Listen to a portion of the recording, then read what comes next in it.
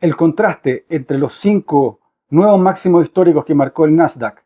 versus las caídas semanales del CAC, que es el índice francés de un 6,2%, o del DAX, que es el índice alemán de un 3%, marcan de manera muy gráfica y hasta un poco obsesiva la creciente concentración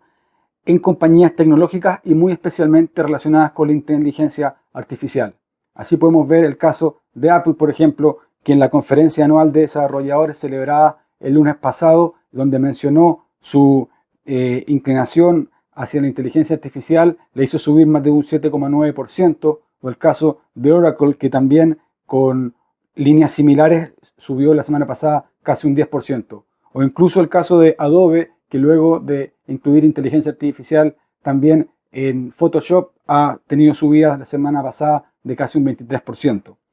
Nvidia, por supuesto, que también ha sido la que ha contribuido en estas subidas espectaculares del Nasdaq, que la semana pasada subió un 3,2% y que también ayudó a las subidas del Standard & Poor's de un 1,6%.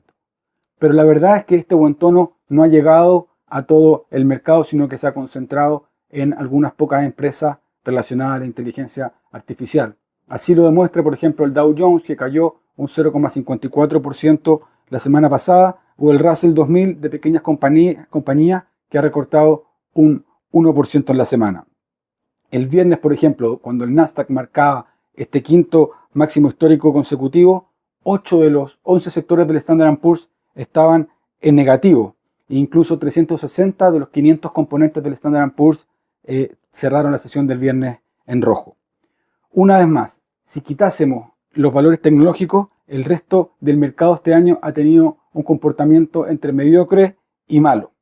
El sector de tecnología de la información la semana pasada en Standard & Poor's fue el mejor, con un alza del 6,4%, y luego el sector inmobiliario, el real estate, de un 1,2%. Pero en general, como decíamos, todo lo demás ha estado de mediocre a malo. Podemos decir que el mercado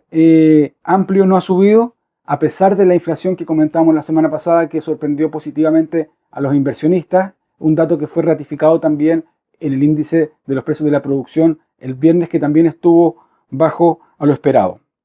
Sin embargo, el miércoles en la tarde, el tono hawkish de la Fed, donde se espera una bajada de tasa de interés este año, enfrió un poco los ánimos de los inversionistas, y también lo vino a hacer el informe de confianza del consumidor de la Universidad de Michigan, que sigue mostrando datos más bajos. Por ejemplo, del 69,1 de mayo, ahora en junio llegó al 65,6, y además sobre todo demuestra que la inflación está en una expectativa de este año un 3,3% y a 5 años un 3,1%. Es el nivel más alto que se ha estimado desde diciembre del año pasado.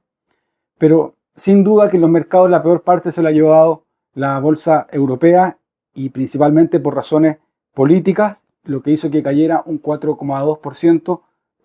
con temas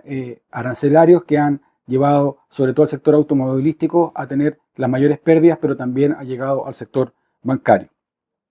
En definitiva, la economía post-COVID no se reduce a subir las tasas de interés para bajar la inflación y después a bajarlas para fomentar el mercado y reactivar la economía. Las dinámicas de la economía post-COVID nos remiten a un entorno geopolítico complicado, a un entorno de competencia y de innovación muy profundo, y a una política monetaria que, aunque siga dando soporte a los mercados, como hemos visto, que no se ha retirado la liquidez que se pensaba una vez que la economía anduviera mejor, de todas maneras estamos muy lejos del whatever it takes del 2012 y de la década pasada, sino que ahora estamos mucho más cercanos a ayudas muy puntuales. En cierto modo, la semana pasada se vieron dos variantes de esta nueva dinámica post-COVID. Por un lado, un sector de la pata alcista de la K yendo hacia la inteligencia artificial, quedándose en el lado de los ganadores, y por otro lado, desde el enfoque más bien de los conflictos geopolíticos, vemos cómo en Europa hubo fuertes caídas.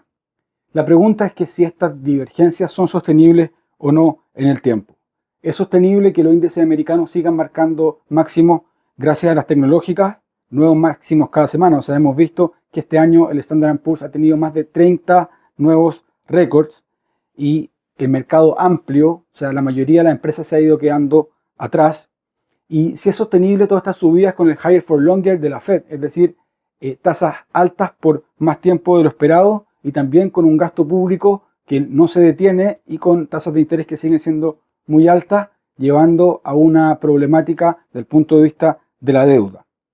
Y como advertíamos la semana pasada, como ha pasado en todas las épocas de fascinación por un sector, como fueron las .com, el año 99, las nuevas energías, también el hidrógeno, las vacunas o lo que fue Tesla el 2021, es imposible ver dónde está el final del túnel, pero lo que sí debemos decir que a un riesgo de equivocarnos, no podemos recomendar la prudencia ante las elevadas valoraciones de algunos valores tecnológicos y por otro lado recomendar algunas acciones en particular de Europa que están muy castigadas.